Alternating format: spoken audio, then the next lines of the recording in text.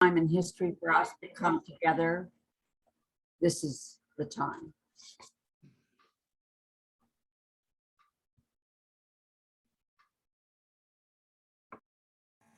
Merci, Elsa. Mon nom, c'est Rita Jane. Je suis la présidente des Amis de la rivière Gatineau.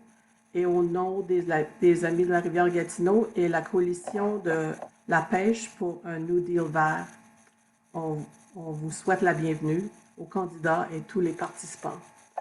On est ici parce qu'on est très, très inquiète par rapport à la crise climatique et environnementale. Alors, ici, on a organisé un débat axé sur ce sujet-là, le sujet de la protection de l'environnement et l'action envers la crise climatique. Alors, on est ici pour entendre les propositions et les plateformes des partis et les idées qui vont nous amener vers une solution pour la crise climatique. Et c'est pour ça qu'on est ici. Alors, nous demandons aussi, parce qu'on est très conscient que la seule façon de d'avancer dans cette problématique, c'est de travailler ensemble. Alors, on demande aux candidats aussi de se concentrer sur leur engagement et les plateformes de leur parti, plutôt que de défaire les plateformes des autres. Alors, on vous demande maintenant, on va avoir plusieurs questions. La réunion va continuer jusqu'à 21h. Alors, on va avoir une série de questions et maintenant, je vais vous présenter. I'd like to introduce you to Gillian Kirkland, who is going to be the moderator for tonight. Hello, I'm Gillian Kirkland. As Rita just mentioned, I'm moderating the debate this evening. Donc, le débat sera en format bilingue. S'il y a des choses que vous ne comprenez pas, on a les adresses courriels des candidats dans le chat. Vous pouvez toujours faire le suivi par après avec les candidats, mais tout le monde va essayer de répondre dans les deux langues. Les questions seront également affichées dans les deux langues à l'écran. Et voilà, si vous avez des problèmes techniques, vous pouvez également écrire ça dans le chat. So if you have any technical issues, please just enter it into the chat and Rita will try to help you out. The meeting is being recorded. It is a public meeting and I believe that's it. The candidates have 1.5 minutes per question. The questions that we have this evening are based on the many questions that we received from all of you who registered for the meeting. So we hope that some of your concerns will be addressed.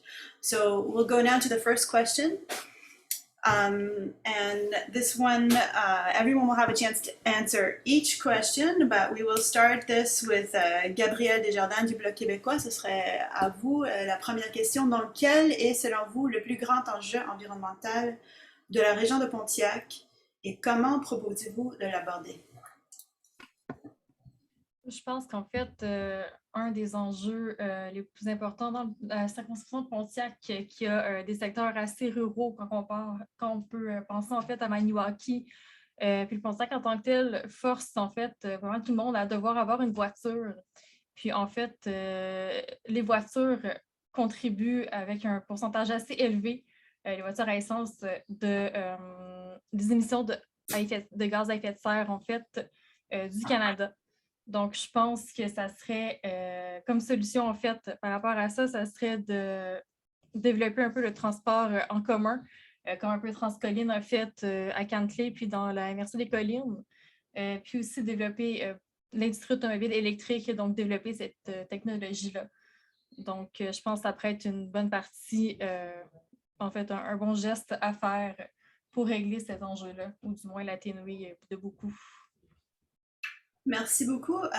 Michel Gauthier, la parole est à vous. Oui, merci. Moi, je soulignerais que, à mon avis, le plus grand enjeu à l'heure actuelle, c'est le projet de dépotoir nucléaire à Chalk River, qui jouxte la région du Pontiac.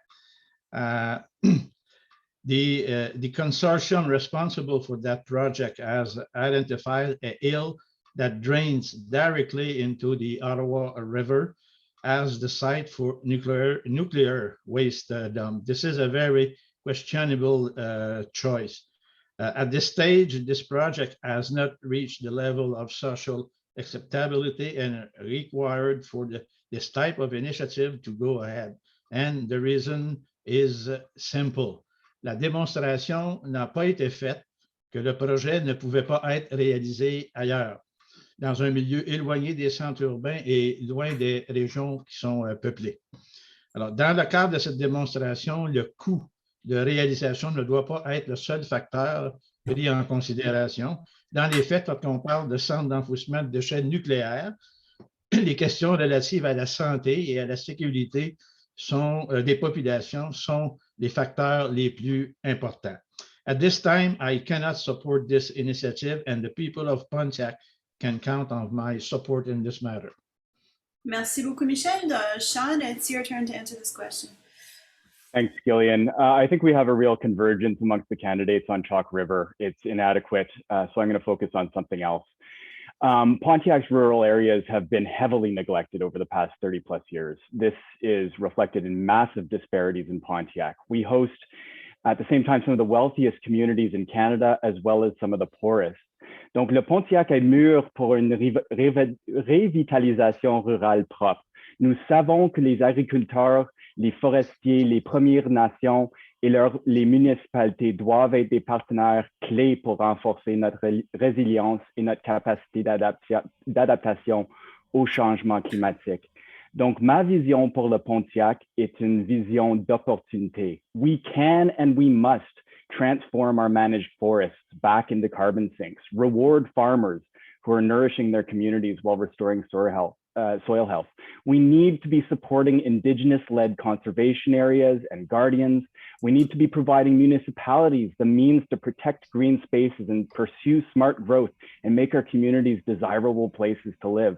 We need to be attracting and incubating green economy innovators. There are so many shovel-ready projects just waiting for the opportunity to recycle waste from our traditional industries, to create cleaner, cheaper energy, plant-based packaging, and biofuels. Seul le gouvernement fédéral peut apporter ce soutien, mais ces modèles de financement sont inadéquats, la volonté politique fait défaut, et les priorités sont mal définies. So with the right representation and a more integrated regional approach, we can position Pontiac to benefit from the shifts we know are coming. There's $35 billion, trillion already invested under environmental, social, and governance standards. We can be on the cutting edge of that. Thank you, Sean. Cutting it close there. And we're on to Sophie Châtel, s'il vous plaît. Oui, bonjour et merci beaucoup pour cette belle invitation. Comme le disait Elsa et Rita, un des plus grands enjeux qu'on a à faire face comme société, c'est vraiment l'environnement. C'est la raison pour laquelle, après une carrière dans la fonction publique et plus récemment à l'international, j'ai décidé de me lancer en politique et c'était vraiment l'environnement et les changements climatiques qui étaient ma préoccupation numéro 1. J'ai joint le Parti libéral parce qu'il offre des solutions concrètes, le meilleur plan selon tous les économistes et tous les environnementalistes, le meilleur plan pour apporter des mesures concrètes qui vont nous amener à l'objectif de zéro net émission d'ici 2050. On aura l'occasion d'en reparler dans le débat. Mais le Pontiac, on l'a vu, on n'est pas une communauté isolée. On le sait que ce qui se passe dans les caves en Chine, dans les grottes en Chine, a un effet, comme la pandémie l'a démontré, partout dans nos communautés. Donc, les changements climatiques affectent nos secteurs à tous les niveaux.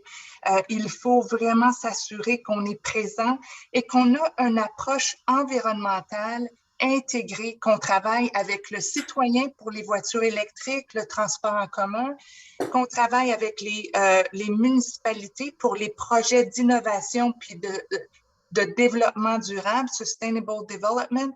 We also have to work with our Indigenous people to ensure community solution to our environmental issues. And of course, international and provincial are our key partner in this integrated solution. In all sectors, we have to diminish, to Merci. reduce our gas emission. Thank you. Merci, Sophie. Maintenant, à Denise Giraud, s'il vous plaît.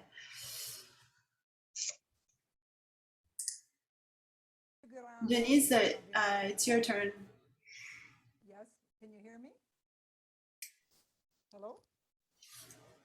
Denise, you might need to hit your mute button. You may be muted right now. No, I'm not, so I don't understand why I can't. Can you hear me? I can hear you, but only faintly. Yeah, you're going to have to turn up your volume again the same way we did before and talk much louder. Okay, I hope you'll start the clock at the beginning again. I apologize. Can you hear me better now? Yes, yes, that's better. Okay, all right, good. The most important issue in the Pontiac right now remains the Chalk River radioactive dump plans that are in place and moving ahead much too quickly without government accountability in a for-profit organization dictated to by that organization and with a faulty regulator that is anything but world-class. Water is an artery in the Gatineau River and in the Ottawa rivers. It's critical to the well-being financially and environmentally of this riding. And we need to put health and safety of human beings and biodiversity front and center on this issue. We have to meet international standards, and we should be doing that, but we are not. And it has flown under the radar because so many people feel it's an issue they don't understand, and they should be able to trust their government to do what's right. Ecosystems are powerful protectors when they are working and they are sustained, but who speaks for them when they are threatened? It takes people, brothers and sisters in arms, that's linked arms to do that, but it also takes government to be accountable. I participated in this file over the last several years. It is not a new one to me. I'm very intimately aware of the details of it. And I feel very strongly that this is an issue that needs to be addressed in a real way and that I intend to stand up for and make my primary issue when I am elected. Thank you. Thank you, Denise. I have to apologize to all of you because Sophie jumped right in there, but I realized that I wanted to give each of you an opportunity to talk about why you decided to run for office. So we're going to backtrack a little bit, and Denise, this will stay with you. If you want to talk about what is motivating you to run for election, everyone will have an opportunity to talk about that, and then we'll continue with the questions. Thank you. Jobs, justice, and climate action. That's what I stand for. That's what the Council of Canadians stands for. And that's what I believe your organizations stand for when you fight for the environment and all the other related issues. For over 40 years, I have been an active participant on front lines, on demonstrations, in the courts, before arbitration boards, and I bring experience to everything I do and preparation to everything I do. I volunteered with a secondary school in Nigeria for a period of 2 years where I learned the importance of gaining a sense of global realities, the importance of clean water in African towns and villages, and also the importance of education for girls and for all children across the world. I got into law school in the 80s, just when the charter was coming into effect. And I got into law precisely because of my commitment to equality and to bringing representation from all diverse groups everywhere into the political fold, into political roles, having a seat at the table to make decisions affecting them as true stakeholders. I have been fighting for over 30 years on behalf of many individuals, primarily using human rights acts in the workplace and in housing and in many other areas.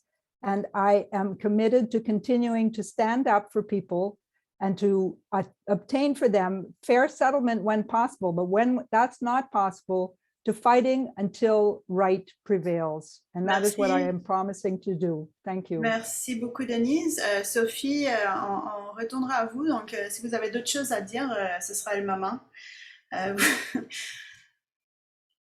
Donc, encore, pourquoi est-ce que vous vous présentez aux élections? C'est pour moi, Gillian. Oui. Ah, oui, pardon. Yes, I worked for many, many years in the tax justice. All my career, I defended tax that everybody should pay their fair share. I worked at the Department of Finance. I worked at the CRA as well. Most recently, I spent the last 4 years negotiating a deal with 134 countries in order to ensure that the largest multinational, including the digital giant, pay their fair share. You need a multilateral agreement with as many countries as possible so that there's nowhere to hide for those companies. And we succeeded. In July, there was an historic agreement where the digital giant and all multinational will pay a minimum tax of 15%. So I want to implement, I want to see that deal coming into law into all countries, including Canada, and I hope to contribute there. My experience is there, but at the OECD, I had the wonderful opportunity to work with the best scientists and ecologists and economists, and we looked at different plans, and I can tell you that the green la relance verte, the green economy that Canada and the Liberal Party is proposing has created a lot of enthusiasms around the world, and I want to be part of it. Merci beaucoup, Sophie. We are back to Sean McArthur. Please talk about why you're running for election. Thanks, Gillian. Premièrement, j'aimerais reconnaître que je me joins à vous depuis les territoires traditionnels non cédés et non remis du peuple algonquin Anishinaabe. J'ai consacré ma carrière aux droits humains, à l'action climatique et à la justice sociale et à l'économie propre. My fingerprints can be found in G7 humanitarian commitments, UN Global Compact on refugees, the Paris Roadmap, specifically with relation to agriculture and farming, and a number of other, including Canada's international climate finance commitments. Having worked in and around Parliament Hill for the past 10 years, it has become painfully clear to me that we will not get real climate action, real social justice, or seize the opportunities of a green economy if we leave it to the establishment parties. The science is clear, the solutions are available, but the political will is missing. So I'm in this because time is scarce, and I want to be able to look my kids in the eyes and say, I did everything I could. I'll add, je suis le porte-parole du cabinet fantôme de mon parti pour les affaires internationales et la défense. I'm the only candidate, perhaps in history, to have paddled 150 kilometers through my riding to show my commitment to politics as unusual to tackle the big issues. And I believe I'm also the only candidate that has pledged to donate 30% of my salary as your MP to Pontiac not-for-profit organizations, many of whom I have served on their boards. I've been bringing in initiatives around positive masculinity in our schools. I've worked on the La Pêche Wakefield Community Center board. I am committed now to turning my attention to doing my best for my community. If this is a job interview, I'm here to win your trust. Thank you, Sean. Michel Gauthier, maintenant, la parole est à vous. First, I would like to thank La Pêche Coalition for a Green Deal and the Friends of the Gatineau River for organizing this debate tonight. And second, I would like to say that I am no dinosaur, and I'm saying that because I've been called that way by some people sometimes. And the best way to describe somebody is just throw a look at how he lives in its day life. Alors, moi, je me présente, en me présentant, j'ai construit ma maison sur un terrain d'une vingtaine d'acres qui jouxte la rivière Gatineau. J'en prends un soin jaloux, autant parce que je dois protéger cette rive-là, mais également parce que j'ai quand même une forêt assez dense.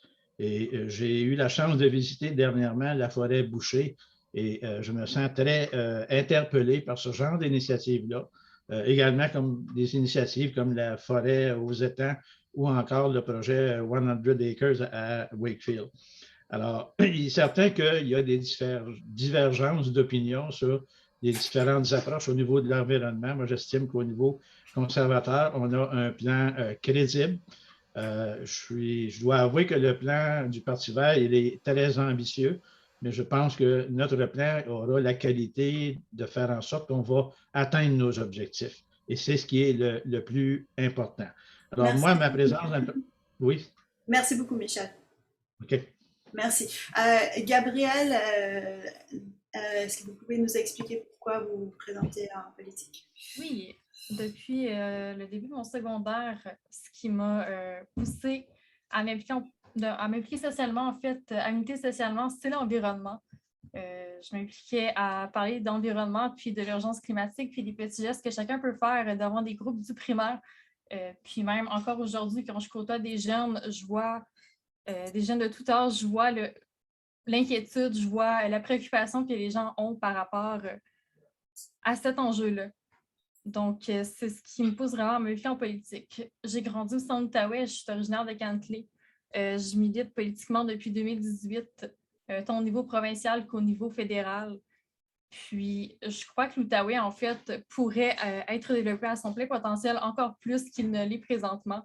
Puis ça, sur plusieurs aspects, que ce soit environnemental, que ce soit au développement de la région, que ce soit au niveau de la santé aussi, comme on a pu le constater dans les dernières années puis dans les derniers mois. Donc, j'ai le goût de me battre, de mettre ça de l'avant puis de me battre pour les citoyens de la circonscription du Pontiac pour qu'ils aient droit aux services auxquels ils méritent. Merci beaucoup, Gabriel. So we'll move on now to our next question. Rita, if you could, there we go. The Environment Act has not been significantly amended since 1999. How will you work across party lines to strengthen the act? What percentage of our natural assets should be protected under this act, and how will you work across party lines to do it? So we'll start this one off with Sean Mccarthy, please, for 1 minute and a half. Sure, thanks. So starting with the beginning of the question, the Green Party has long pushed to take partisanship out of climate action, and this includes a long-standing policy to create an independent, scientific, non-partisan climate council to advise the government. We also want to establish a high-level office of environmental justice at Environment and Climate Change Canada. Sur la loi sur la protection de l'environnement, cette loi a fêté son 20e anniversaire en mars 2020. Elle a grand besoin d'une mise à jour.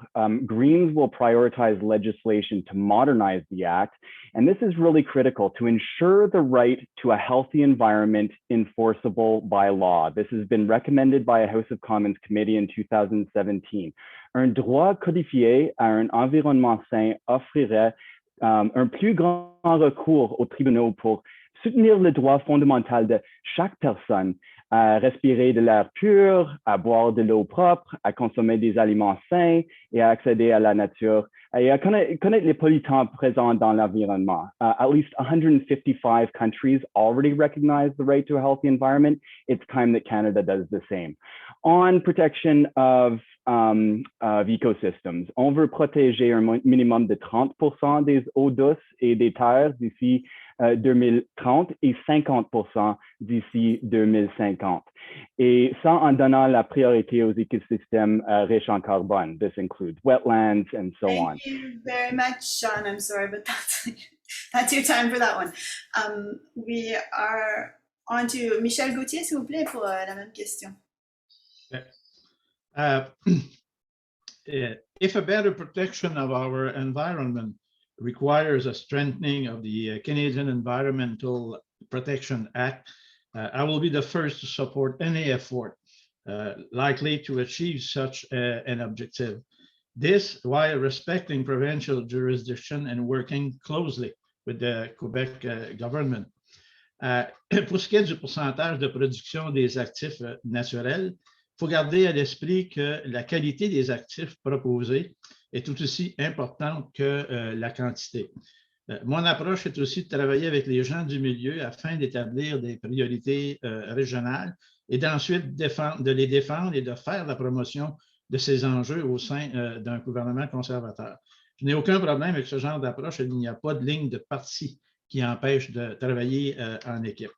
J'aimerais également souligner I also want to point that the conservative plans include appointing a national disaster resilience advisor to the Privy Council office, and also implementing a national action plan on floods, including establishing a residential high-risk flood insurance program to ensure all Canadians are financially protected while avoiding future bailouts. Merci beaucoup, Michel. OK, j'ai pas besoin de vous couper. Donc, nous sommes rendus à Sophie Châtel, s'il vous plaît, la même question. Oui, bonjour, absolument. Cette loi, en fait, doit être révisée. Et c'est que nous avons proposé déjà dans un projet de loi qui va vraiment l'amener les standards beaucoup plus sévères et plus forts. One thing that I really like in this new legislation to strengthen this act is the right to a healthy environment. In the context of my duty at the OECD, I had to negotiate and travel the world. And I remember being in Beijing one day and just not having a pure air and quality of air to breathe. And I was like, this is a fundamental right. We have to protect it in a law, and this will be done. And so I'm really optimistic and enthusiastic about this amendment to the act. There's other legislation that will strengthen the environment. We'll talk about it, I'm sure, later, but our target to protect our nature and to achieve our goals of 30% protection by 2030 is a center piece of the platform of the Liberals. So everything that we need to do in the law is very important because it's bind future government as well. So I'm really in favor of these amendments. Merci, Sophie. Gabrielle, je vais vous poser la même question.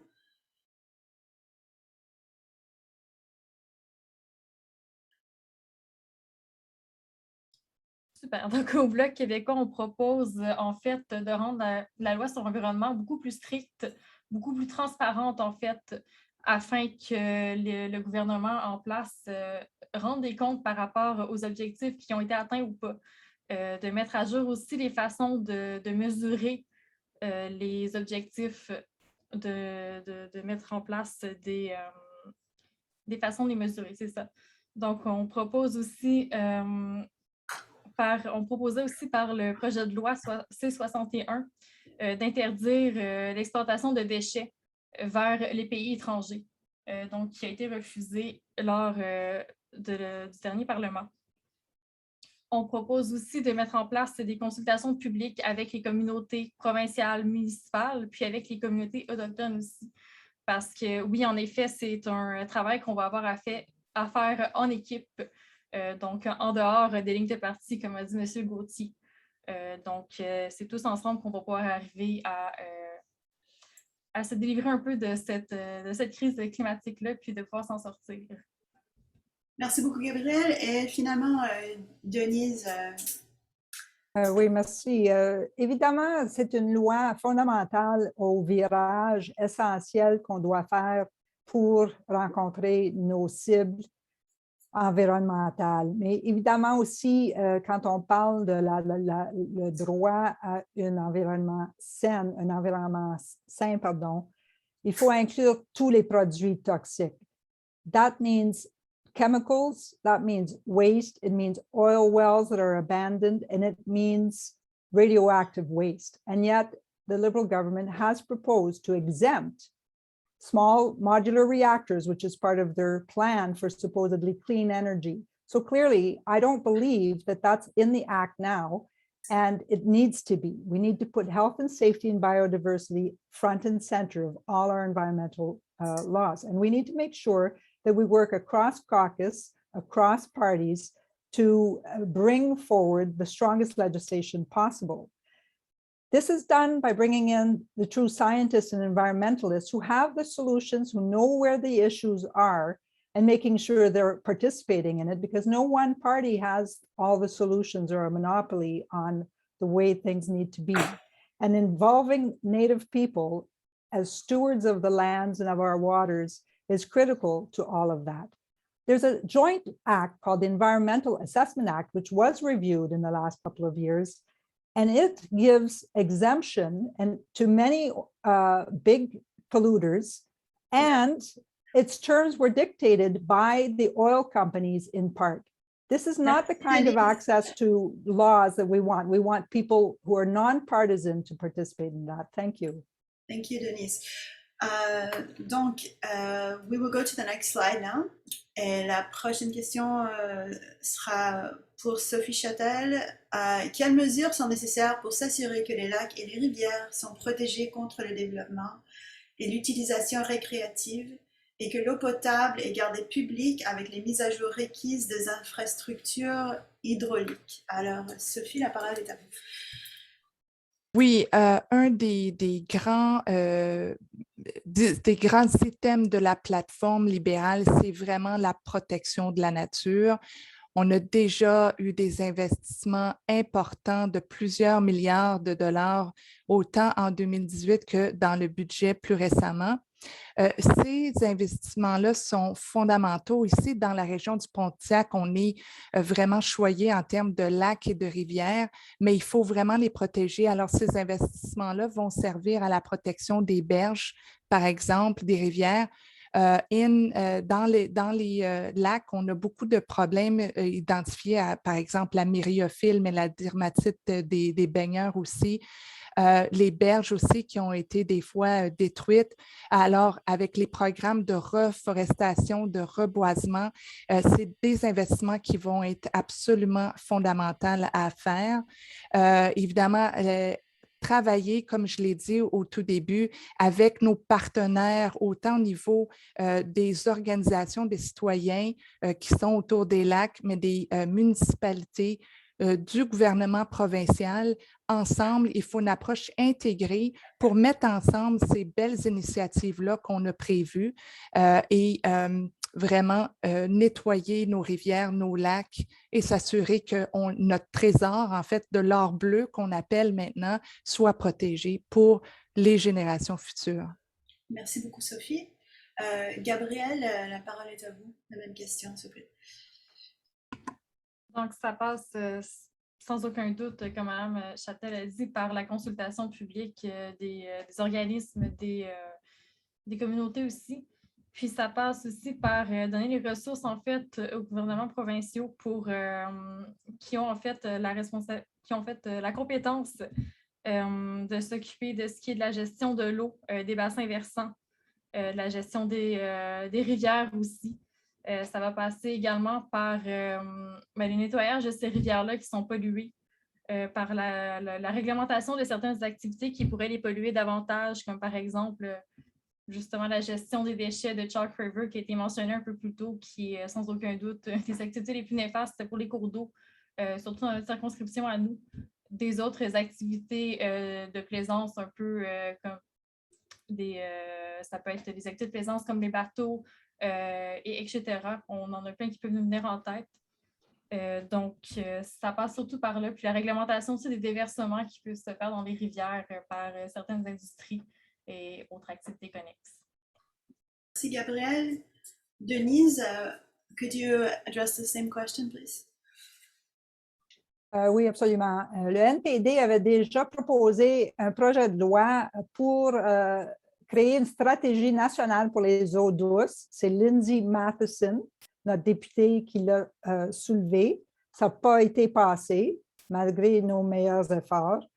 I think we have to maintain all of our water systems, from treatment to cleaning our water or dealing with cities' water, in public hands, and making sure that it is managed with public safety always top of mind. There are horror stories in our history of places that did not do this when they privatized it. So that's an important consideration. Bottled water and Nestle taking from groundwater in communities across this country needs to be stopped. We need to protect those waters. And FOG itself is doing a good job and is trying to slow down boating traffic, for instance, not stop recreational use, but slow it down in order to protect against erosion along the Gatineau River. These are all ways that municipalities, organizations, provincial and federal governments need to work together to ensure that the waterways are protected and our drinking water is protected and properly managed. Thank you. Thank you very much, Denise.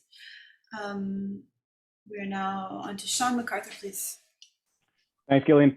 I'd like to start by answering this question by recalling the sell-off of the islands above Pagan Dam earlier this summer or spring, which incensed a lot of us and left us feeling pretty powerless.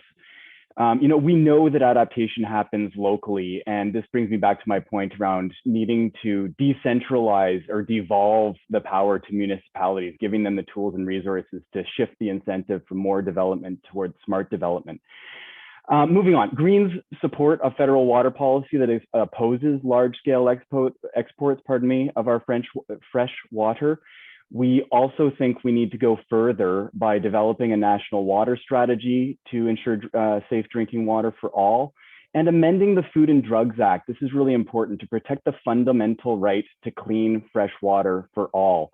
Les compagnies d'embouteillage d'eau comme Nestlé sont opposées à la déclaration de l'eau comme un droit humain parce qu'elles savent que c'est la mesure la plus importante que nous puissions prendre pour empêcher la privatisation de l'eau potable. On the issue of protecting lakes and rivers, Greens will work with Indigenous governments and organizations to develop a national framework for Indigenous protected and conservation areas. I've mentioned that we want to meet our commitment under the UN Conservation on Biological Diversity to protect 30% of marine areas by 2030. And we also want to increase funding for the Disaster Mitigation and Adaptation Fund. And this will support climate resilience projects, which include things like rehabilitation of stormwater systems, restoration of wetlands, shorelines, and other natural infrastructure. Thanks. Thank you very much, Sean. Michel. Merci. This question is all about teamwork, because when you're talking about lake, river, and drinking water, we're talking about issues concerning directly our municipalities and our MRC. Au niveau de la protection de nos lacs, de nos rivières, il est évident que la protection des berges de nos lacs et de nos rivières, la protection contre la pollution interlac, la protection également contre l'usage abusif de certains moyens de plaisir aquatique doivent faire partie de nos priorités. Comme dans beaucoup d'autres dossiers qui nous concernent, il faut également faire preuve d'adaptation et de transition. Alors, quand on parle à titre d'exemple de protéger contre le développement et l'utilisation récréative, oui, c'est essentiel, mais en même temps, nos lacs et nos rivières sont également des lieux où on peut profiter de la nature en termes de loisirs, et on doit trouver à ce moment-là une utilisation qui respecte la protection nécessaire de nos plans d'eau, tout en offrant aux gens la possibilité de pouvoir jouir de vacances au milieu de la nature. Je pense que c'est important de pouvoir concilier tous ces sujets-là, mais il s'agit définitivement d'enjeux qui nous concernent très directement et qui ont également un impact sur les changements climatiques. C'est évident qu'il faut le reconnaître. Merci beaucoup, Michel. We'll stay with you, Michel, for the next question. Given that the UN Declaration on the Rights of Indigenous People has been passed by Parliament, what is our collective responsibility towards Indigenous communities in Canada, and how can we integrate Indigenous knowledge into our climate action plan? Okay. As stated in the Conservative Environmental Plan, Canada cannot ignore the reality of climate change. It is affecting our ecosystem, harming our communities, and damaging our infrastructure. Alors, mon approche sur ce point est donc que nous avons les mêmes responsabilités envers les peuples autochtones que nous avons envers l'ensemble des citoyens canadiens, et que nous avons tout à gagner à intégrer les connaissances autochtones dans notre plan d'action climatique. Mais cela doit se faire en collaboration étroite avec les communautés autochtones. C'est une question de respect et aussi d'approche intelligente. Les communautés autochtones sont les milieux les mieux placés pour définir ces connaissances et nous conseiller dans leur intégration à tout plan climatique. Alors, and it is our intention to work with indigenous communities, including sitting down with them to discuss about expanding the creation indigenous protected and conserved areas managed and stewarded by indigenous guardians. Merci beaucoup, Michel. Sean, this question goes to you now. Ma priorité immédiate est la justice et le soutien aux Premières Nations afin d'assurer l'identification de toutes les tombes non marquées sur l'île de la Tortue, d'exiger les excuses du pape et de demander des comptes aux auteurs de ces crimes. UNDRIP, it may have passed the House of Commons, but implementation is far from guaranteed, right? Like how many of the 94 calls to action of the Truth and Reconciliation Commission have been met? How many of the calls to action from the National Inquiry into Missing and Murdered Indigenous Women and Girls? But having worked in the international climate movement for so many years, I've seen the power of the concept of free, prior, and informed consent that is at the core of UNDRIP. It presents really interesting possibilities from the perspective of land sovereignty, self-determination, protection of natural resources in ways that are, and this is critical, compatible with Indigenous land and water governance principles. We've seen even in Pontiac itself, Indigenous peoples pushing for a moose moratorium. They need to be the deciders on these sorts of things. So we will include Indigenous peoples and their worldviews and cultures and governance systems in all aspects of the design of economic development, land and resource management. We will develop a national framework for Indigenous protected and conservation areas. And this will play a critical role in advancing and respecting Indigenous sovereignty in line with UNDRIP. Finally, I would say, Michelle and I were up at an Indigenous Friendship Center in Maniwaki today, and they made the critical point that all of our laws will need to be reformed to comply with UNDRIP. So we need to get it into the mandate letter of every single minister. Thank you, Sean. It's now over to Gabrielle, s'il vous plaît, la même question. C'est certain qu'on a beaucoup à apprendre, en fait, des communautés autochtones au Canada. Donc, ça passerait par des consultations avec eux pour un peu, en fait, une panoplie de choses pour la gestion du territoire, pour la gestion des ressources, parce qu'au Bloc québécois, en fait, on propose de co-gérer les ressources avec les communautés autochtones, puisque ces ressources-là nous appartiennent autant qu'à eux. On réitère aussi, en fait, leur droit, en fait, inhérent sur leur territoire, puis de rappeler à Ottawa, en fait, qu'il n'a pas besoin d'exercer une protection unilatérale sur leur territoire. On a beaucoup à apprendre aussi de leur façon, de leurs activités par rapport à la pêche, à la chasse responsable, puis en fait leur valeur environnementale, puis leur relation en fait avec le territoire. Donc je crois qu'on a tout à gagner à collaborer avec les communautés autochtones pour s'en sortir des problématiques environnementales que nous avons. Merci Gabrielle. Denise, s'il vous plaît.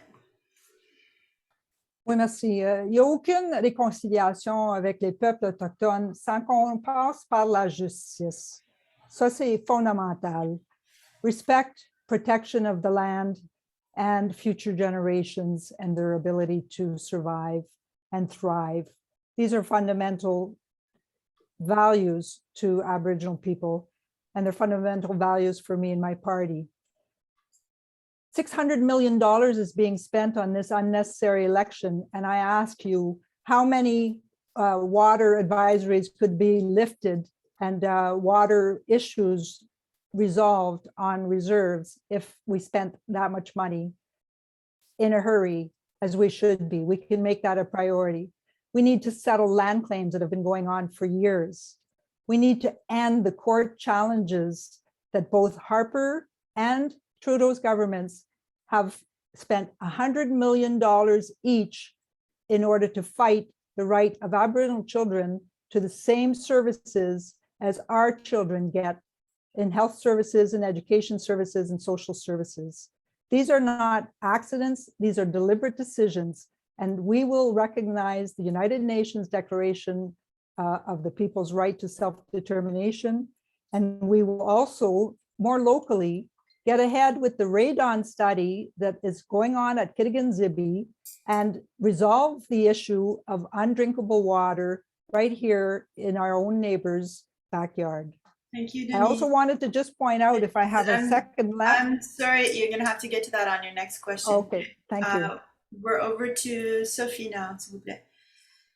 Yeah, thank you. I think that the UN Declaration is fundamental for Canada, and the Liberal Party is very proud to have passed the legislation that will implement this declaration. And the next step is really the phase of implementation. What I really, really like personally about this is that we are recognizing that enacting and implementing this declaration means that we have to listen to their need, work with the Indigenous community, and be attuned to their need and provide the support they required with their priorities.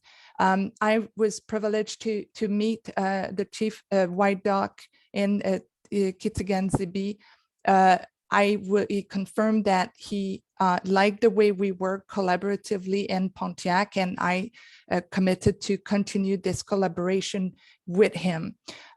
This is a re-elected Liberal government will work further than just at the federal level and will engage with all government involved in order to fully implement the declaration that is so fundamental for Canadians and Indigenous community.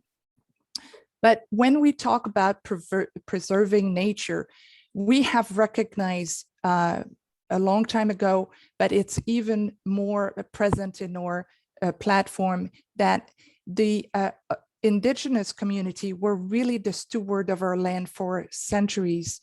And we want them to continue to play that role in our target to protect 30% of the Canadian nature. They were stewards, and we want to provide them the support, financial support that they need. Thank you, Gillian.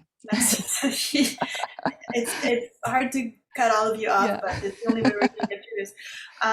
So the next question will be for Sean McArthur.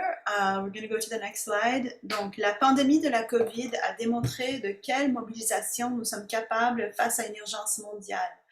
Êtes-vous prêt à passer de politiques incitatives et volontaires à des mesures obligatoires pour lutter contre la crise climatique? À quoi ressemble cela pour vous? Thanks, Gillian. I love this question. Look, we've just witnessed $355 billion in federal deficit spending, including some really unacceptable corporate welfare. Nous sommes sur le point de voir 100 milliards de dollars en dépenses publiques. C'est probablement la plus grande mobilisation de ressources publiques dans notre vivant. Donc, je demande aux électeurs, ne souhaitez-vous pas qu'une perspective réellement verte contribue à façonner l'utilisation de ces ressources? Look, Seth Klein in The Good War, which many of us I know have read, demonstrates how Canada successfully took a more hands-on, both regulatory and centralized coordination approach to meet the needs of the Second World War effort. On a besoin d'une approche similaire pour maximiser l'impact de nos efforts en réponse à l'urgence climatique. That's why, as Greens, we would cancel all pipeline and oil exploration projects, ban fracking, expand the list of banned plastics, ban the sale of internal combustion engine passenger vehicles by 2030, mandate and support a faster transition to renewable energy, ban the development of new nuclear power, ban the export of thermal coal from Canada, most of which comes from the US, by the way, but goes out from Canadian ports. Donc, nous avons besoin d'une approche obligatoire dans ces domaines et nous avons les moyens d'atténuer les impacts négatifs à court terme sur les individus. Thank you, Sean. Sophie, we're back to you now. This is yeah, I agree with Sean. This is a great question. We are facing, after the pandemic, we are facing the biggest challenge our society, global society is facing, it's climate change. There's no way, sorry for the conservative, but there's no way to deny that. Yes, we would need mandatory measures to combat the climate change. This is, as I discussed to you earlier, one of my expertise is in tax, and one of the best lever to achieve a green economy, a transition to the green economy, is carbon tax, carbon pricing.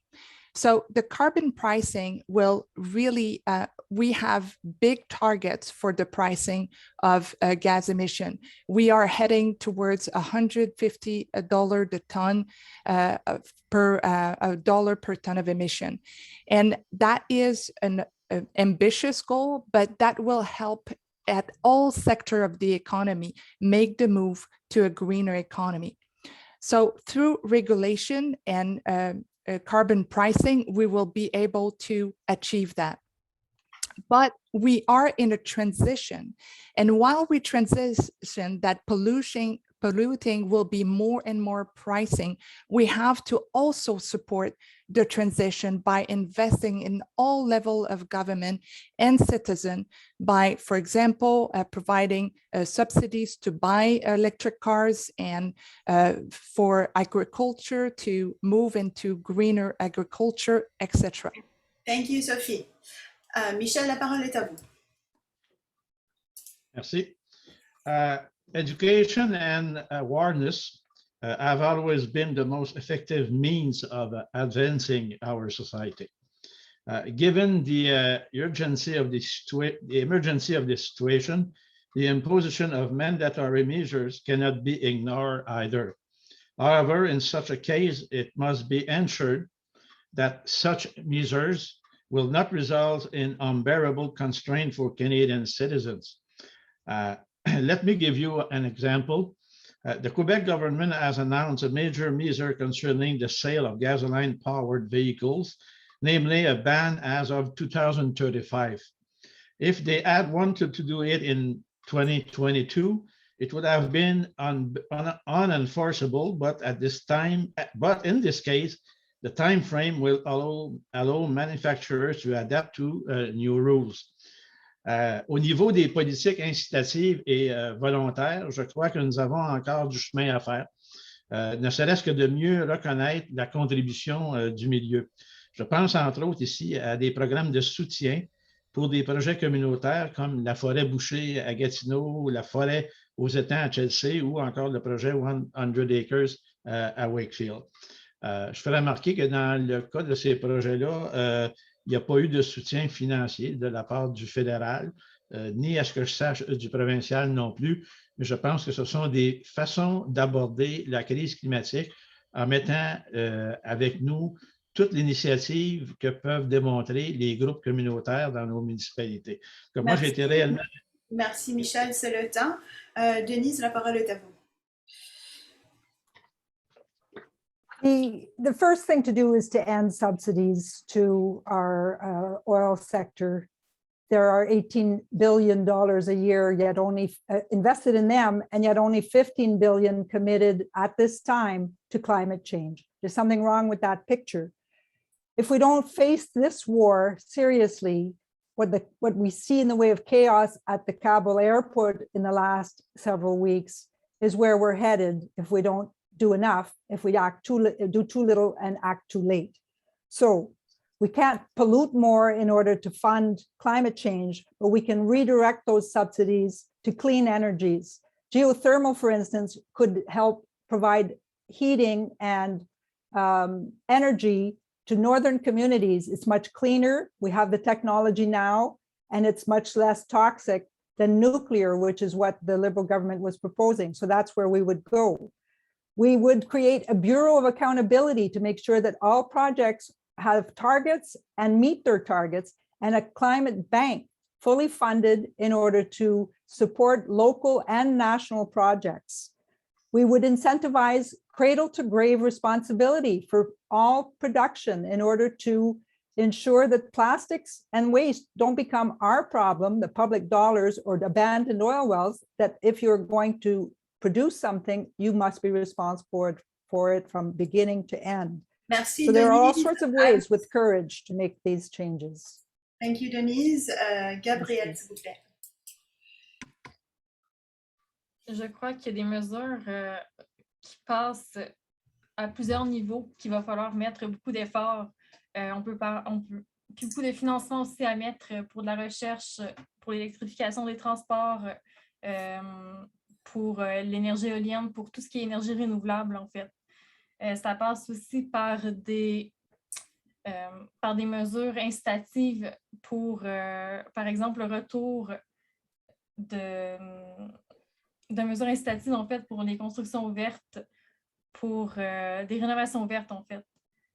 Donc, par des crédits d'impôt, par mettre une partie du budget là.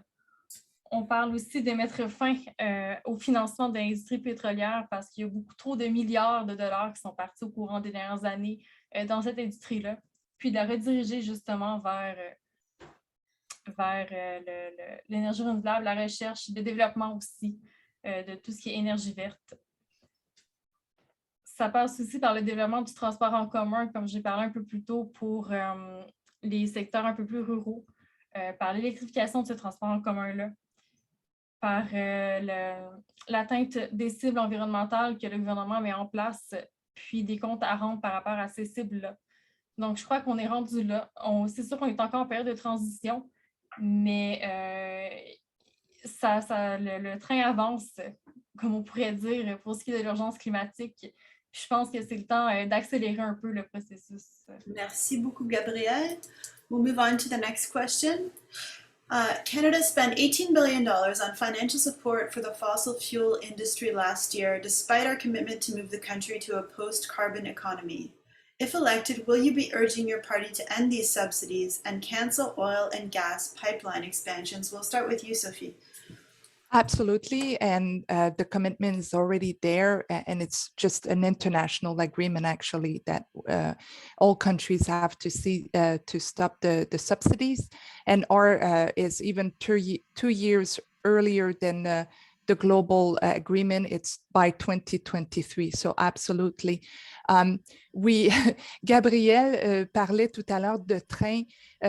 Quand on regarde, quand on a hérité, on est entré au pouvoir, le Parti libéral, l'émission des gaz à effet de serre était la trajectoire était en grande montée. Et d'ici 2030, on aurait atteint des sommets extraordinaires. Le train était à pleine vitesse et allait rentrer dans le mur, carrément. Donc, on a vraiment dû arrêter le train et commencer à le reculer. Donc, et on voit déjà que nos cibles vont être atteintes. On a pu même les rendre plus ambitieuses pour une réduction de 40 à 45% des émissions à effet de serre. Donc, on a on a changé la courbe. Au lieu d'être une courbe en montée, elle a arrêté, stagné, puis là, elle va commencer à descendre pour atteindre vraiment nos objectifs. Et encore une fois, l'objectif, c'est en 2050 d'avoir un net zéro émission. Merci beaucoup. Okay, so we're on to Sean, please, for this question. Thanks, Gillian. I want to come back really quickly on a couple of things that Sophie said. First of all, the liberal carbon price is not high enough. Economists have been clear that to change behavior, we need a price at around $240. Go figure, that's where the Green Party is going to get us. The other thing I wanted to come back on is I was just reading a study by Eco-Justice today, and under current trajectories, under current liberal plans, we will have more oil and gas being extracted from our Earth in 2050 than we do today. So I come back to the question. Fortunately, mine is the only party that doesn't need convincing on this front. The International Energy Agency has this year been very clear that we need to stop all new oil and gas explorations this year. It blows my mind that we continue to spend this much money to prop up a dying industry that's responsible for $120 billion in health costs per year in Canada. This was a report from Health Canada, and also undermines opportunities for economic diversification and innovation. So it sends a mixed signal to markets, investors, and workers. Les marchés, les investisseurs, les travailleurs réagissent à la prévisibilité. mais nous continuons à envoyer des signaux contradictoires sur l'orientation de notre économie. So to move towards net negative emissions, which is what the Greens are committed to, we will, yes, eliminate all fossil fuel subsidies, including payments and tax write-offs.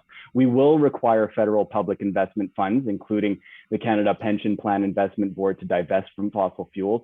And we will ensure that companies are held accountable for paying for the costs of cleaning up and restoring land instead of passing these costs on to the public as they do currently. Thank you, Sean. Denise, we're on to you now. Thank you. I've spoken of ending subsidies, but also we can increase our revenues by taxing millionaires so that they pay their fair share. And I want to open the doors of access to power. I want you to know that big oil and chemical companies meet with ministers of the government 30 times a week.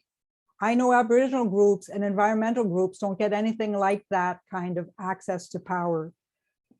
When we talk about fair taxes, the example that Sophie gave of digital companies, you need to know that this will only allow Canada, companies that are based elsewhere than in Canada, on profits that are over $100 billion. This is a timid, neoliberal economic approach that is not going to be enough. Incrementalism isn't going to get us to the results we need to save this planet and the people living on it and our quality of life and our well-being. So taxing and taking on with courage the big business that has tended to be favored in our tax policies is something that is fundamental to our platform and something I will stand up for repeatedly. Merci beaucoup, Denise. Gabrielle, la parole est à vous, s'il vous plaît. Si je suis élue, je ne pense pas que j'aurai à convaincre mon parti, en fait, d'annuler puis de mettre fin au financement des oléoducs et des gazoducs. En fait, c'est dans notre plateforme, on veut mettre fin à ça puis annuler toute expansion. Parce qu'en fait, comme je dis tantôt, on veut rediriger ce financement-là dans le développement puis la recherche de tout ce qui est en lien avec l'énergie renouvelable, puis des technologies renouvelables, des technologies aussi environnementales. Donc, ça passe par là. Donc, c'est vraiment beaucoup de milliards de dollars, comme j'ai dit tantôt, qui sont dans une industrie qui est non renouvelable puis extrêmement polluante. Donc, c'est ça. Donc, il faut, selon moi et selon la plateforme de mon parti, mettre fin à tout ça pour passer à l'énergie verte et renouvelable. Merci beaucoup, Gabrielle. Michel, pour conclure, la parole est à vous. Oui, to put things in perspective, let's state something clear. The last time green gas production went down in Canada was during the last Conservative government. The last time that grants and support to the oil industries went down in Canada was during the last Conservative government. After 2015, greenhouse gases went up, and same thing for grants to the oil industries. We are currently in a period of transition from an economy based on fossil fuel to one based on cleaner energy sources. That is evident. Cela implique que le soutien à l'industrie pétrolière suivra aussi cette tendance. Nous avons d'ailleurs besoin des revenus générés actuellement par l'industrie pétrolière pour financer notre transition vers un environnement plus vert. Et c'est normal qu'il en soit ainsi parce que toute transition a un coût, il n'y a rien de gratuit, même à ce niveau-là. We must also ensure that we support workers in this transition. We cannot leave tens of thousands of workers in the lurch. We must plan a transition that takes them into account. So that's why we have a plan that we believe is c'est un plan qui vient rejoindre, je dirais, des priorités tout en fixant des objectifs qui sont atteignables.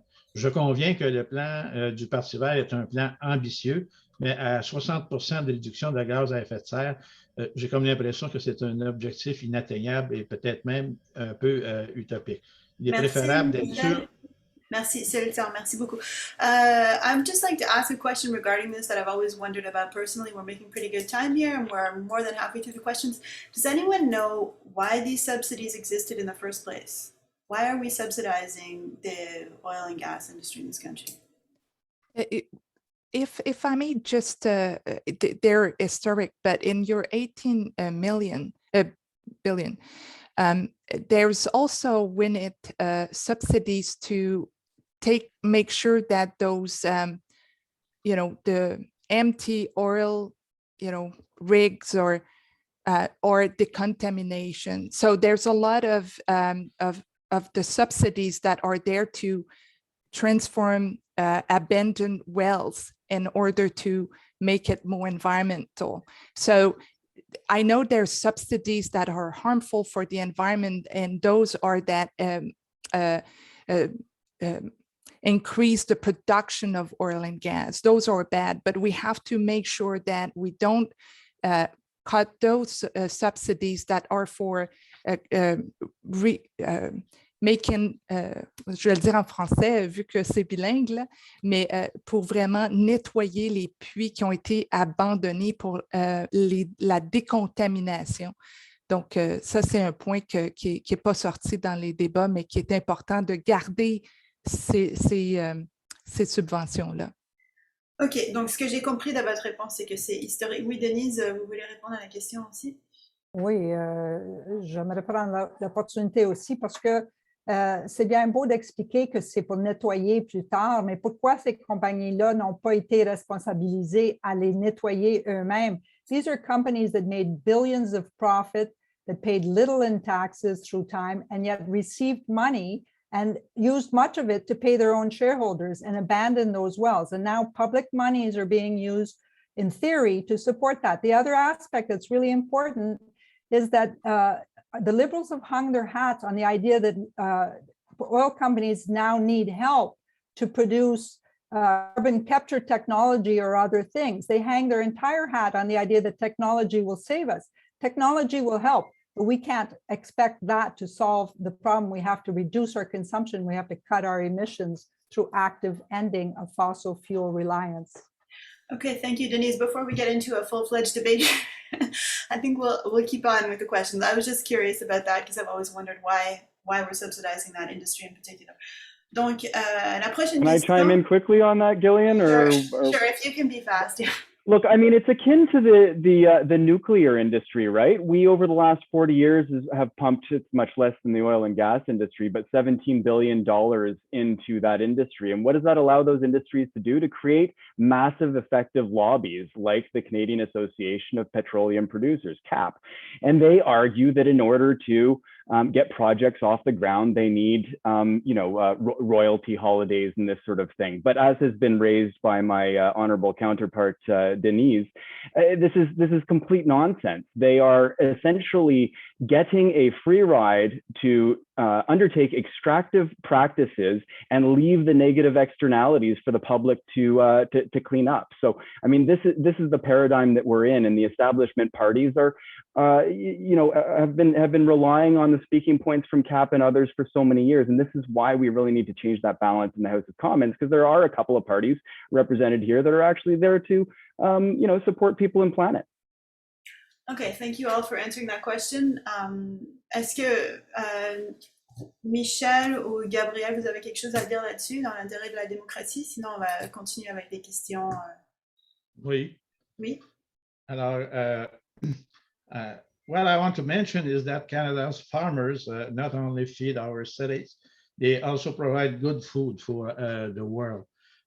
COVID-19 also showed us the critical importance of a strong agricultural sector to maintain our supply chains and ensure food security for all Canadians. As a conservative, I will work with the provinces to adopt a food supply code to address price gouging and abusive retail practices that hurt farmer, producer, and processor. Certains géants alimentaires imposent des frais spéciaux et des amendes aux fournisseurs. On a vu ça dans les derniers mois, dans l'actualité. Un code de conduite. Michel, je m'excuse de vous interrompre, mais c'était pas vraiment ma question, a été simplement pourquoi ces subventions existent. Donc, je pense que j'ai eu la réponse. Maintenant, nous allons continuer avec les questions proposées, les questions préparées. C'est-à-dire, nous allons retourner à l'ordre du jour. C'était une petite parenthèse, là. Mais je ne veux pas trop m'en aller ailleurs puisqu'on n'a pas énormément de temps. Donc, si vous me permettez, on va continuer. Ça marche? Et on reviendra à la question des fermiers, ça s'en vient justement. Donc, quelles mesures soutiendrez-vous pour répondre aux besoins de diversification, de sécurité alimentaire régionale et de durabilité?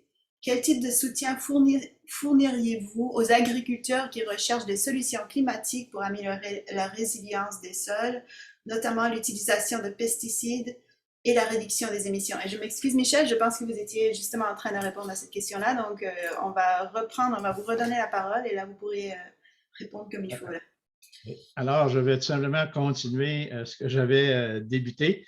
Alors, un code de conduite sera nécessaire pour assurer que les consommateurs canadiens aient un approvisionnement fiable et abordable dans les magasins locaux. Nous protégeons également notre approvisionnement alimentaire en exécutant une stratégie sur la sécurité alimentaire, entre autres avec du financement fédéral pour la recherche agricole, afin de former des partenariats avec le secteur privé pour concevoir des méthodes pour augmenter les cultures en serre toute l'année. Il serait également intéressant d'être plus présent dans le soutien aux jeunes producteurs agricoles. Et je donne un exemple, la ferme Gilmore à Maniwaki, que j'ai eu l'occasion de visiter pendant ma campagne et où un jeune couple a choisi, entre la ville et la campagne, a choisi de prendre en main la ferme familiale. Et c'est le genre de projet qui mérite qu'on s'y attarde et qu'on soutienne dans le futur. Ça devrait faire partie de nos mesures de soutien à la production alimentaire au Canada et à la sécurité alimentaire de tous les Canadiens. Excellent, merci Michel. Gabrielle, la parole est à vous. En fait, cette sécurité alimentaire régionale, puis en fait, à l'échelon fédéral aussi pour toute la population canadienne, passe en fait par le financement de la recherche pour trouver en fait de nouvelles méthodes biologiques, non chimiques pour ces engrais-là, pour ces pesticides-là. Donc, au Bloc québécois, on propose en fait d'investir 300 millions de dollars sur 4 ans pour cette recherche-là, pour le développement de ces techniques-là. Je tiens aussi à rappeler que le Bloc québécois a été le premier à réagir pour ce qui est de la crise du glyphosate, pardon, il y a quelques mois, en fait, quand le Santé Canada a voulu réviser l'utilisation de cette substance-là. Merci beaucoup, Gabrielle. Sean, over to you, please. You couldn't have made that segue any better, Gillian. I came out strongly early in my campaign against the federal government's, frankly, smarmy plans to allow more glyphosate. Other people will know that as Roundup Ready residue on our foods. And why did they want to do this? To allow more food produced through toxic industrial farming practices in the United States to be imported into Canada. And what would the effect be? To undermine the competitiveness of our forward-leaning farmers who are trying to produce food with less toxins, to promote biodiversity and restore soil health. So, malgré le discours du gouvernement libéral, son soutien à l'agriculture basée sur des principes écologiques, au système alimentaire localisé, aux petites chaînes de valeur régionales et à l'agriculture nordique reste vraiment limité. Le secteur agricole est le troisième plus grand contributeur aux émissions de gaz à effet de serre au Canada. Donc, on sait que les agriculteurs doivent être des partenaires clés dans la séquestration de la carbone, la biodiversité et la résilience des communautés. So, a green government will restructure the $3 billion next policy framework to provide more support to agriculture based on ecological practices, we will provide incentives for sustainably increasing organic matter in soil. We will develop and implement a carbon border adjustment to avoid Canadian businesses and producers being undercut by polluting jurisdictions. We will reallocate research and development priorities and investments in infrastructure under the National Food Policy to better support local and regional value chains. And finally, we'll establish climate change emissions targets for all components of the food system, which is really critical because this will allow us to monitor and look at how we're using nitrogen fertilizer, livestock production and transportation separately and address them each in course. Thank you, Sean. Over to Sophie, please. Yeah, this is something that it's a passion for me. I went and talked to a lot of farms and farmers in the Pontiac area. The food security, and especially in Pontiac, where we are a large riding, we have urban area, suburban area, we have rural area. And we need each other. As we saw in the pandemic, we have a food security issue. Donc, la sécurité alimentaire, c'est une des priorités pour nos communautés. Nous l'avons vu avec la pandémie et nous le savons que la Californie ne va pas continuer de nous nourrir encore bien longtemps. Donc, the farmers are the future of our region and the food security. What we are planning is to triple the financing of a new technology for sustainable agriculture. In addition to that, it's supporting our local community in order to take initiative for reducing carbon emission. I'm talking about something we all seeing growing in our region, our market, local market, and buying locally.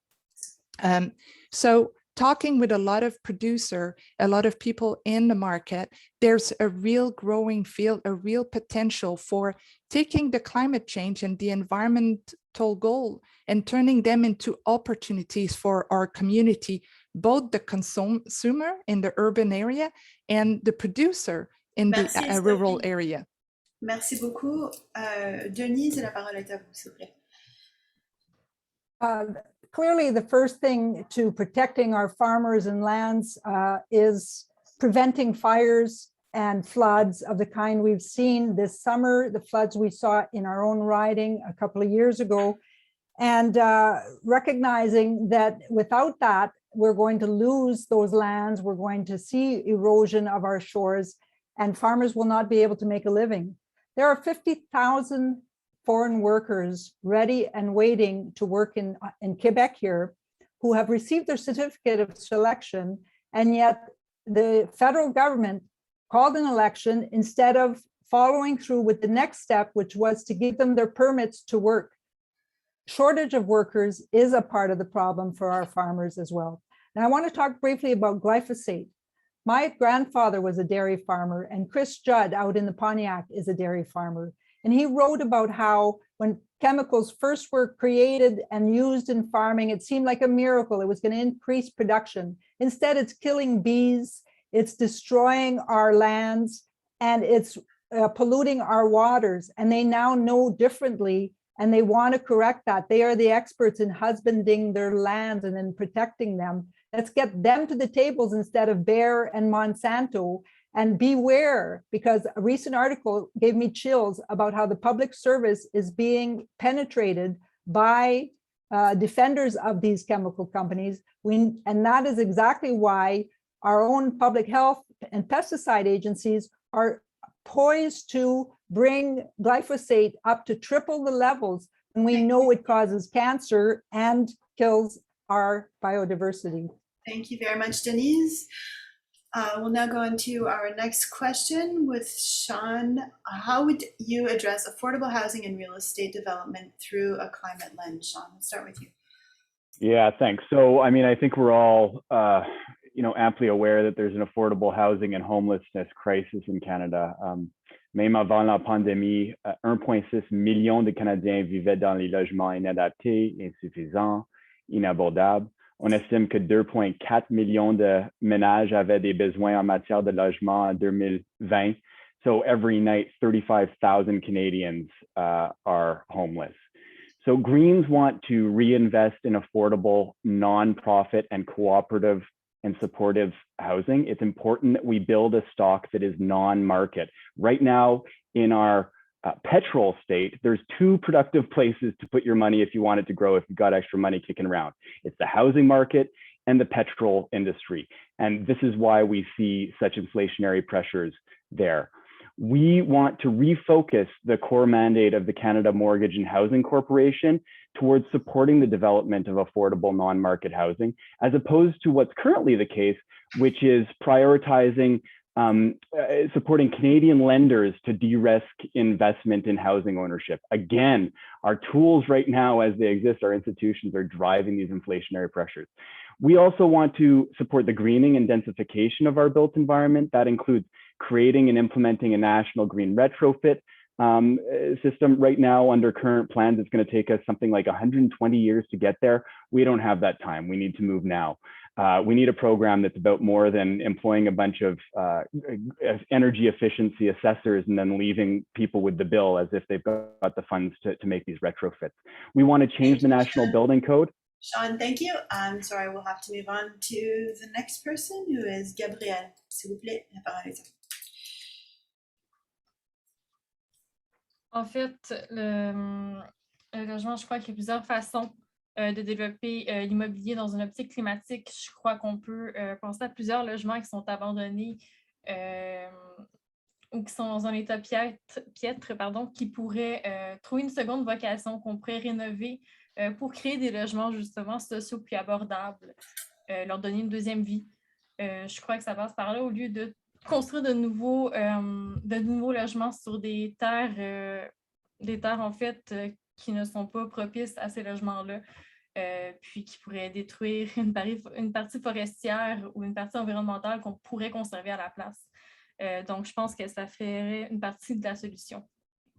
Merci Gabriel. Michel, s'il vous plaît, la parole est à vous. Oui, merci. Alors, sur cette question-là, une approche me vient immédiatement à l'esprit, et c'est l'approche qu'on connaît sous le nom de Transit-Oriented Development. In urban planning, a transit-oriented development is a type of urban development that maximizes the amount of residential, businesses, and leisure space within walking distance of public transport. It promotes a symbolic relationship between dense, compact, urban form and public transport use. Une telle approche, ça permet de réduire l'utilisation de l'auto. Ça incite également les gens à utiliser les transports en commun, et cela donne comme résultat immédiat de réduire la production des gaz à effet de serre, ce qui n'est pas un effet qu'on doit oublier.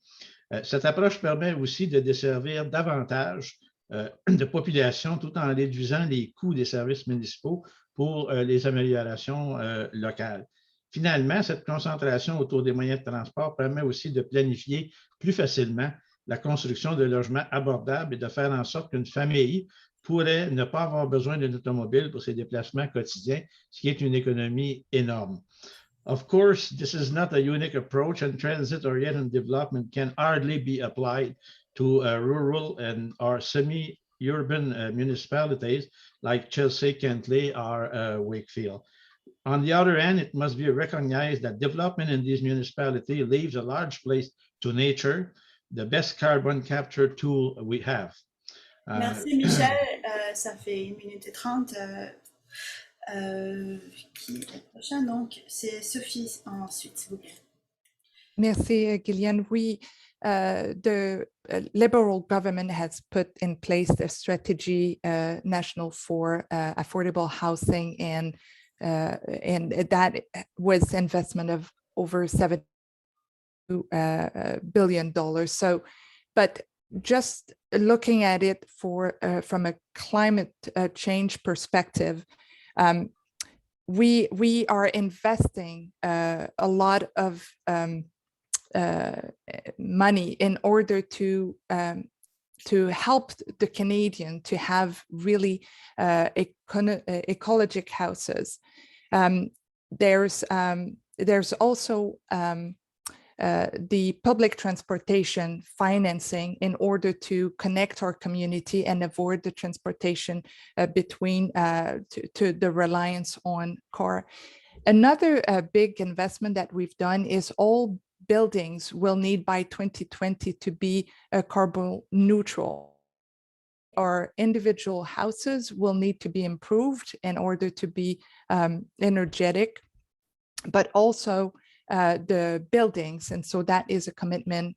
Again, when we talk about transiting towards a green economy, we have to think about not only the regulation and the target, but also how we're going to get there as a community, both from an individual perspective and a business perspective. Merci beaucoup, Sophie. Denise, pour conclure. Oui, les émissions à effet de serre, de carbone, les maisons et la chaleur qui s'en échappe, c'est la troisième plus grosse émetteur de carbone au Canada. Donc, c'est un élément important au changement climatique. The federal role for housing used to exist, and in 1993, the Chrétien government killed that program. It was a very useful program, and we would restore that, the NDP, and build 500,000 affordable housing units in 10 years. We would also invest heavily in retrofitting, and that will help the seniors and existing population to remain in their homes and to be able to save money and reduce their carbon footprint at the same time. The cost of living is a critical factor in being able to afford a home, and cost of living has gone up by 35% in the last 6 years under the current government. And that includes the cost of cell service and internet service, which most of us are paying for, needing it for schooling through the pandemic period we've all survived through, and to be able to work from home. And many of us would like to continue to work from home, but we need to bring those costs down as well. We need to take profit out of long-term housing or long-term care, for the seniors who are least able to afford the kinds of services that are available. And 100% of the dollars that we put in federally should be spent on care and not on shareholders' dividends. That is a promise that we will bring in our platform. And if I'm elected, I'll fight for that. Thank you very much, Denise. And that brings us to our next question. I do want to leave some time for questions from the floor because we have a lot of people who are very keen to ask some questions. I do want to ask you all one final question before we do that. And that is on the relationship between our economy and the climate. Donc, notre système économique actuel favorise l'augmentation de l'extraction, de la croissance et de la consommation. Veuillez expliquer en quoi cela est compatible avec la lutte contre la crise climatique. Gabrielle, nous allons commencer avec vous, s'il vous plaît.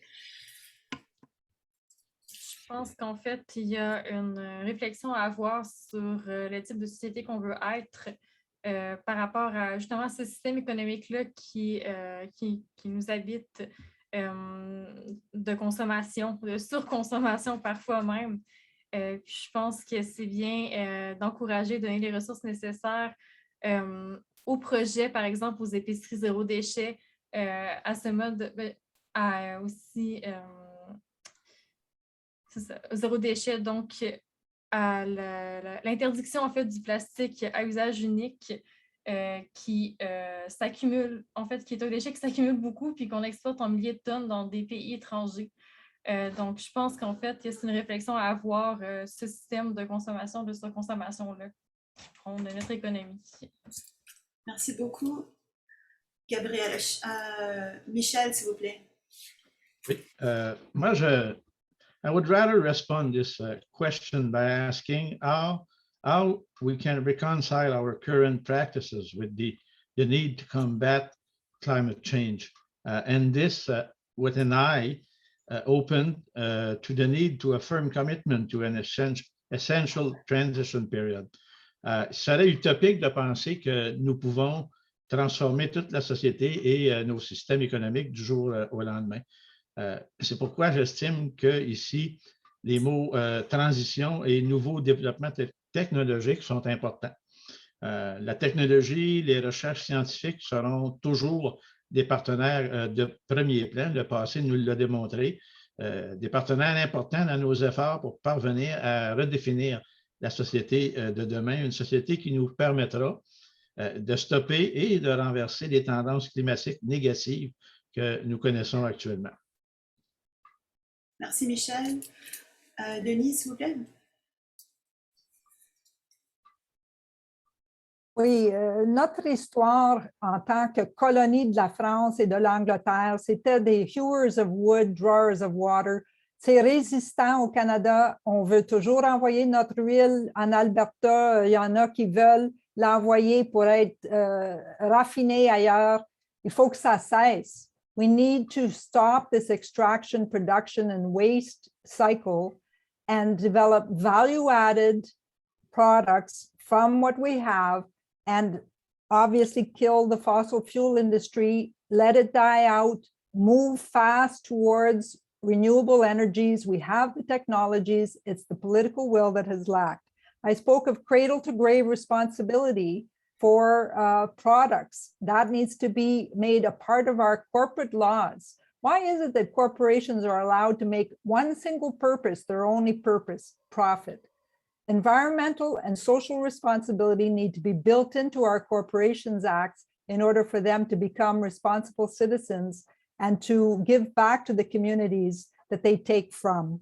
The NDP has the plan to put into place an agency that will assist in the development of our rural regions with actual transportation agencies like Transpalin, but improved, more available so that people don't need vehicles to get to town for services and school. So we need to take care of our basic needs, find useful work for people, ensure clean water and clean food, and simplify our consumption of things. We do not need as much plastic and clothing and fashion as our society tells us we do. Thank you, Denise. Sophie, s'il vous plaît. Thank you. Merci. Nous sommes vraiment à une croisée des chemins et le temps d'agir est maintenant. On ne peut pas se tromper. On n'a plus le temps de se tromper. Le Parti libéral offre un plan non seulement ambitieux, mais aussi un plan qui est réalisable. So we have no time to make any mistake. We have to choose the best way to move forward into our objective of zero net emission and our protection of our nature. We, the Liberal platform and our climate plan has been evaluated by many experts. Those that are the author, the early author, Andrew Weaver, and the latest author participant, Mark Jacker, have evaluated our plan, the 5 parties, and the Liberal Action Plan is by far the best. Well, we know why the Conservative plan is not highly rated, but the Green Party and the NDP platform, unfortunately, they don't explain how they will achieve their great objective. We need action, not just ideal. We need to concretely move towards a greener economy. We cannot just do that by magic. We have to transition. We have to bring everybody together. We need the right incentive as well and the right investment. Merci beaucoup, Sophie. And Sean, you have the final word on this one. Okay, so I got to come back on that. Mark Jaccard's analysis, Sophie, looks only at the negative side of the ledger. It does not look at the economic multipliers. Let's look at some real economists here, okay? Nobel Prize winning economist Joseph Stiglitz, Sir Nicholas Stern, they have identified 5 policies with high potential on both economic multiplier and climate impact metrics. That includes clean physical infrastructure, building efficiency retrofits, investment in education and training, natural capital investment, and clean R&D. Coming back to the question now, actually, this is part of the answer. I love it. John F. Kennedy was once quoted as saying that GDP measures everything except that which makes life worthwhile. So while the other parties want to talk about the federal deficit, I, as a student of modern monetary theory, and I think I'm aligned with my party on this, think we need to be focusing on the deficits that actually matter: the climate deficit, the education deficit, the healthcare deficit, the infrastructure deficit, the savings deficit, and the democracy deficit. Federal governments, the way that we budget and the way that we build our policies is a way to put value into parts of the economy that are not currently being valued. We can empower people. Nous pouvons financer un revenu vital garanti pour que la mère de Casabazois n'ait plus à dépendre du programme d'alimentation scolaire pour que son enfant ait un petit déjeuner décent dans le matin. So we need to shift the way we attribute value in our economy from the extractive and self-annihilating towards knowledge, innovation, and care. Thank you, Sean. Okay, so we're going to do a little improvising now. We're going to call up some questions from the floor. Rita Jane has been collecting questions through the incredibly long chat line. So I will ask Rita to read out a question, and in the interest of time and having as many questions answered as possible, we will alternate questions for different candidates. So go ahead, Rita. Let's say go ahead and read out the question, and we'll say this first question will go to Michel. I just want to encourage people. I tried to go through the chat and find some of the questions, but I encourage people to enter their questions using the Q&A facility. So there's a couple there I'm going to read out, and then as they come in, I can read them out. So this one is from Marguerite van den Berg. Candidates talk about green technologies and net zero emissions. Often this entails wireless technologies. What is not mentioned is that wireless technologies through cell towers, small cell transmitters, satellites, sensors are much more energy intensive than wired connections. The increased use of smart tech demands rare natural resources to produce hardware, very often extremely polluting ways and areas out of our sight, but jeopardizing livelihoods abroad. I'm just going to fast forward to basically what she's saying is 5G is far cheaper for the industry than to lay fiber to all the homes. Cities in China now switch to base stations at night, switch off base stations at night between 9 p.m. and 9 a.m. because the use of 5G puts too much pressure on energy consumption. The current trend of digital overconsumption in the world is not sustainable. What will the candidates do to address the explosive use of electricity? Okay, so I like the last part of that question, and I would encourage people to make their questions a little bit shorter so that we can get through more of them. So, Michel, la question était pour vous. Qu'est-ce que le Parti conservateur a l'intention de faire pour réduire la consommation de l'électricité, si j'ai bien compris la question? Can you repeat the end of the question? Yes, so the current trends of digital overconsumption in the world is not sustainable. What will the candidates do to address the explosive use of electricity? Okay. It's pretty difficult to answer that kind of question, first of all, because we're not in a trend where we can expect that communication will be less than they are at this time.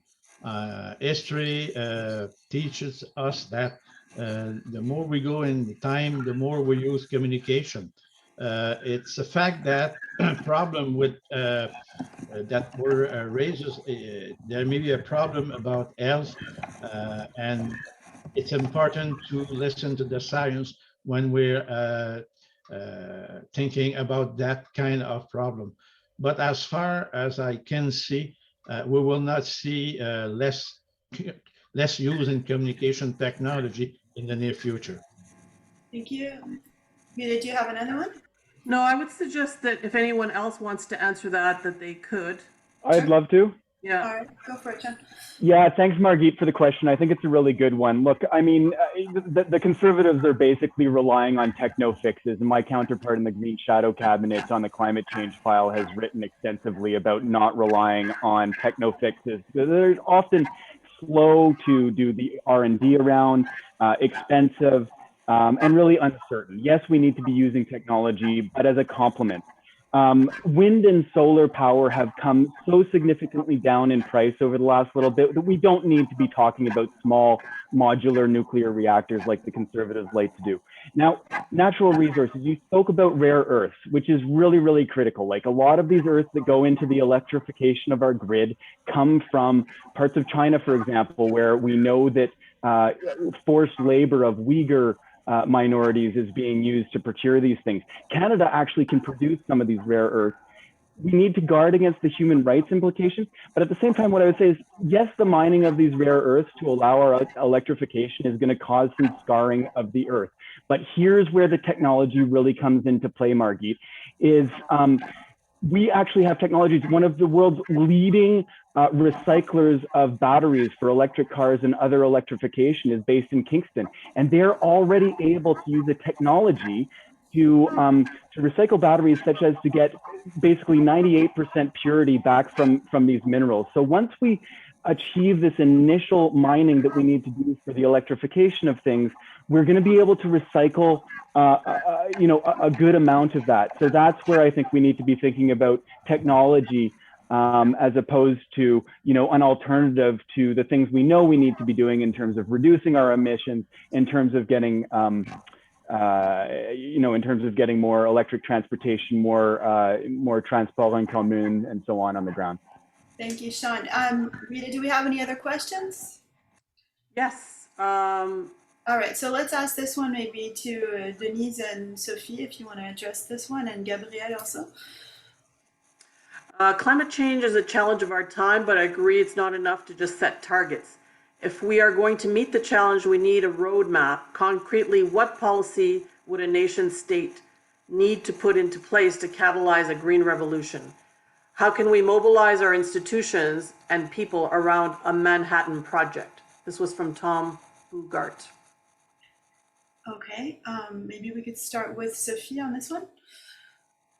Yes, on the roadmap, it's absolutely essential that we have a plan that will move the economy from where it is now, relying on fossil fuel, to a greener economy. So how do we concretely suggest to do that? The first one is to create the right incentive. As we talked earlier, and I don't know why we don't talk enough about this issue, but one of the key issue is the carbon pricing. So this is what the economists have agreed, that if we have the right carbon pricing, we are able to move the invisible hand so that everybody pays the price for something that now is free. Nature, environment, pollution, people don't pay for pollution. So we price it such that economically we move naturally towards a greener solution. So that's the first pillar of the liberal policy. We've been fought by the conservative to the Supreme Court on that. The NDP vote against it, but we need a carbon price. Now, contrary to Sean, the OECD issued a report on what is the right carbon pricing. They say it has to be around 60 euro, which about $90 Canadian dollars, in order to make a real change to be felt in the economy. The second pillar is that while we're transiting towards a greener economy, we have to have every single level of government and citizen and our community and Indigenous people work together in an integrated way to develop that new technology, and we have it. We estimate that about 80% of the technology is already there. Okay, thank you. We're going to give Denise a chance to answer that question also, Denise, if you would like to. Yes, please. Okay. The basic, to hang our hat on carbon taxes is simply not enough. I went to law school in the 80s and we talked of carbon taxes, and here we are 40 years later, only just started. It's a start, but it's not enough. The polluter pay principle is the basic responsible thing to do. That will ensure that corporations take responsibility for the products that they bring to markets. And if they won't, then they simply don't get to play in the game. It's as simple as that. Jobs, justice, climate action. We need a transition plan, which was promised years ago. But labor unions, environmentalists, activists of all kinds, Aboriginal people and their leadership, they are there to tell us about what is needed for this transition plan. And we should have that in place very soon with NDP influence in the House of Commons. The transition plan needs to include housing and affordable issues and make sure that people have real jobs that they feel useful in and that allow us to make a living. People need to see their wages increase, those at the lower end, because they can't make ends meet. And you can't afford a car if you live in Quillon and to travel to work in Gatineau and do all of that on a minimum wage. So there's so much work to do at that level, but polluter pay would require that we not exempt the big polluters. The carbon tax that Sophie talked about, it's too much exemption for the big polluters already. Why would that be effective in the long run? We can set the highest targets. We need the real action now. Thank you, Denise. I want to give an opportunity to Gabrielle to answer that question. Gabrielle, je ne sais pas si vous avez bien compris la question. C'était assez long, là, mais est-ce que c'était clair pour vous? Ouais, ok. Oui. Donc, je pense en fait que je vais quand même répondre en français, vu que c'est un peu plus de l'improvisation plutôt que quelque chose de plus préparé.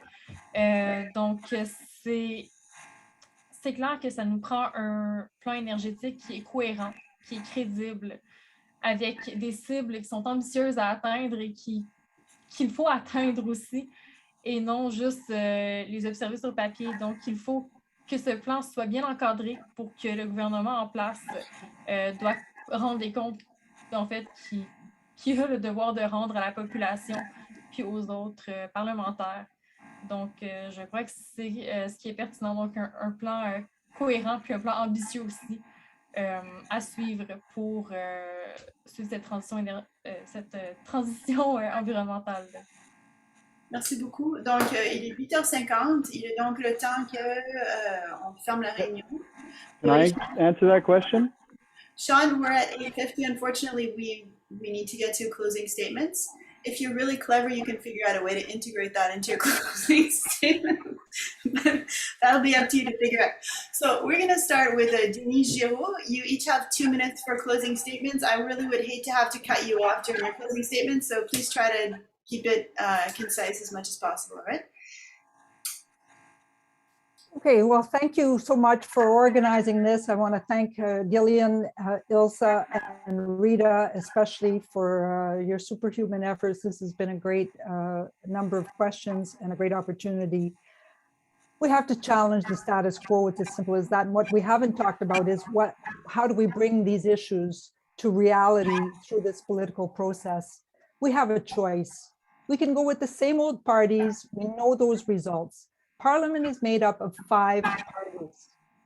We need to send enough progressive MPs to the House to bring these important issues forward. The NDP has a record of working hard, of doing research, of bringing in the real experts, of consulting with workers and organizations that normally don't have that path into power. We want to work with the progressives from all the parties and make this stuff happen. And so as you exercise that choice, think about the courage that it takes. The powers that be are resistant and we know it. So you need experience, you need someone who's got knowledge and familiarity with jobs and all the issues that matter around jobs, decent working conditions, justice. I have fought for justice for over 30 years and I will continue to do so. And as I said earlier, I will make settlements and work with other parties as much as possible across caucus lines, across party lines. But when right needs to be respected and we need to move ahead, I will fight with everything in my power to represent the people of this riding and to move these issues forward from Chalk River right through to food security. Thank you, Denise. Merci beaucoup. Thank you. Sophie, la parole est à vous, s'il vous plaît. Merci. C'est un moment crucial dans notre histoire et il faut effectivement travailler toutes les communautés ensemble pour arriver à nos atteintes d'un objectif très ambitieux que pas juste le Canada, mais toute la communauté internationale s'est donné. Il faut être un leader sérieux, hein, très sérieux, avoir un plan concret, aller le présenter à la communauté internationale et l'intégrer de manière vraiment concrète avec nos partenaires municipaux, nos partenaires autochtones, nos partenaires provinciaux et nos citoyens. On avance tous ensemble ou on n'avancera pas du tout. So the Liberal Party is really the only party that is offering a real and concrete leadership on how we're going to achieve our objective. This is time for action and concrete action. You have to believe the scientific community, those that are seriously looking at the platform and the proposal to do that. We have our platform, we have a commitment, and in the gas emission, we have changed the trajectory of where we were heading. We had accumulated years of inaction. So we took action. We have an ambitious plan and a concrete one. I was talking about the first pillar. Let me finish also on the second pillar of how we're going to achieve that in a concrete manner. So we have to, when I say we have to invest in our community, because the green turn, the transition towards a green economy can only work if we all work together at all levels of government. We have invested in you, in the citizen, but you'll need to make sure that your house are energetic. You need to have electric car by 2035. All of the new car will need to be electric. We need to invest in our community to have rechargers for the battery. Merci Sophie, merci beaucoup. Merci beaucoup. Maintenant le tour est à Sean. Your turn, please, Sean. Thanks, folks. Thanks to the organizers. Look, we can't afford 4 more years of half measures, like a liberal carbon price that's too low to actually change people's behaviors, or a conservative personal carbon account that would, if we actually imagine that a government could figure out how to operationalize something like that, let's remember Phoenix, actually encourage more fuel consumption. Il est le temps de prendre des mesures audacieuses, il est le temps d'écouter la science et les économistes. Et ce ne sont pas les partis de l'établissement qui le font, mais il y a de l'espoir. We can shift the balance of power in the House of Commons. We can put the establishment parties on notice. We can send a clear and consistent signal to investors, markets, and employees about where our economy is headed and that we have their backs. We can fix our broken social safety net and eliminate poverty and homelessness. You can choose now, as you go to the polls, to put an ambassador for the Pontiac in Ottawa. Vous pouvez voter pour d'une manière différente de faire la politique qui consiste à valoriser les contributions de chaque parti de cette circonscription. You can vote for pragmatic science-based policy. You can vote for somebody who's in it because he believes that we can leave our campsite cleaner than we found it and be proud about it when we tell our children. Or you can vote for the other guys. Thank you, Sean. Michel, la parole est à vous, s'il vous plaît. Merci. Alors, first of all, I want to thank the Friends of Gatineau River and La Pêche Coalition for a Green New Deal for organizing this event. I really love to have the chance to exchange with the other candidate in this election. And I would even say, if je continue encore d'écouter des déclarations de Sean, je vais peut-être finir par voter vert parce qu'il est très convaincant. Mais de mon côté, je dois vous dire qu'au niveau conservateur, nos objectifs ne sont peut-être pas aussi ambitieux que ceux du Parti vert ou même du Parti libéral, mais ce que nous pensons qui compte le plus, c'est d'avoir des objectifs qu'on puisse atteindre, donc livrer la marchandise, et non pas seulement mettre un pourcentage sur un projet. En terminant, I've read a comments tonight about reducing energy footprint by turning our houses to the south. It's a comment from Tom Bugart. So Tom, I would suggest you add 5 to 6 feet cornice to your house, so you wouldn't need any air cooling system during summertime. I did it and I never had to buy any cooling system. That's just an advice of mine to you. So thanks a lot, everybody. Thanks a lot to the two organisms. It has been a real pleasure to be part of this debate tonight. Merci beaucoup. Thank you, Michel. Et Gabrielle, vous avez la parole finale ce soir. Je suis présentement étudiante, en fait, au baccalauréat en enseignement au secondaire de l'histoire et de la géographie. Puis ce que j'ai le goût, en fait, d'enseigner à mes élèves dans 20 ans, c'est comment le Canada a réussi à se sortir de cette urgence climatique-là, puis le progrès qu'il a fait. Le 20 septembre prochain, ça va être à vous de choisir comment vous voulez faire la transition, en fait, à quelle vitesse vous voulez la faire, puis que vous voulez l'entreprendre, avec un plan crédible, avec un plan un peu plus lent, incohérent. Ça sera à vous de choisir lundi prochain. Je pense aussi que le Québec, en fait, a beaucoup de juridictions en sa possession pour sortir de cette crise climatique-là. Puis, au Québec, on le sait qu'on ne sera pas majoritaire, qu'on ne prendra pas le pouvoir, mais on veut travailler justement avec le fédéral, avec les ressources nécessaires pour faire cette transition-là. Donc, merci à tous pour l'organisation et la présence. C'était un bon dialogue, une bonne discussion plus qu'un débat, en fait. Merci Gabrielle, merci Denise, merci Sean, merci Michel, merci Sophie, merci à vous tous d'être là et merci à vous tous de vous être présentés aux élections. Je sais que ça prend beaucoup de courage et je vous admire tous pour l'avoir fait. Thank you also to La Pêche Coalition for Green New Deal and Friends of the Gatineau River, and Rita has posted some links. This debate will be posted online and you can see the link up there. Thank you to everyone for attending and for submitting your questions. We really appreciated it. And that's it. Unless Rita or Ilsa wanted to say anything, then I wish everyone a good night. Juste un grand merci à vous tous pour avoir participé et évidemment aux organisateurs. Merci. Merci beaucoup. Yeah, thank you to all. I just wanted to note that we might send an email to all the participants and the panelists with the recording, as well.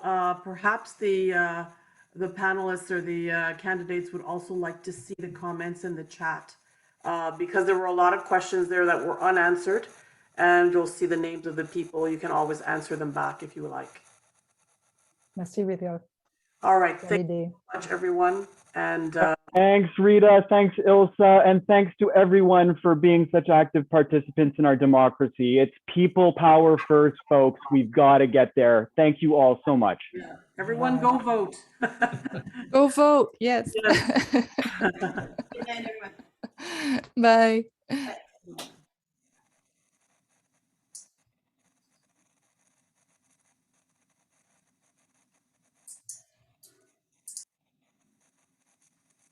So the turnout today was pretty good. It was at the peak, it was 120. I can't hear you, Ilsa. At the peak, it was 130. 30? Okay. Okay. Yeah. So yeah, pretty good. I'm just gonna wait for people. I thought it went. I really liked the tenor of it. Mm-hmm. People did not interrupt one another. We could have gone on. There was a lot of questions. Yeah. Oh, Emma. Yeah, Emma. Thanks, Emma. She says thank you. Yeah. Yeah. Yeah. So now it's it has. I guess Gillian left, eh? I think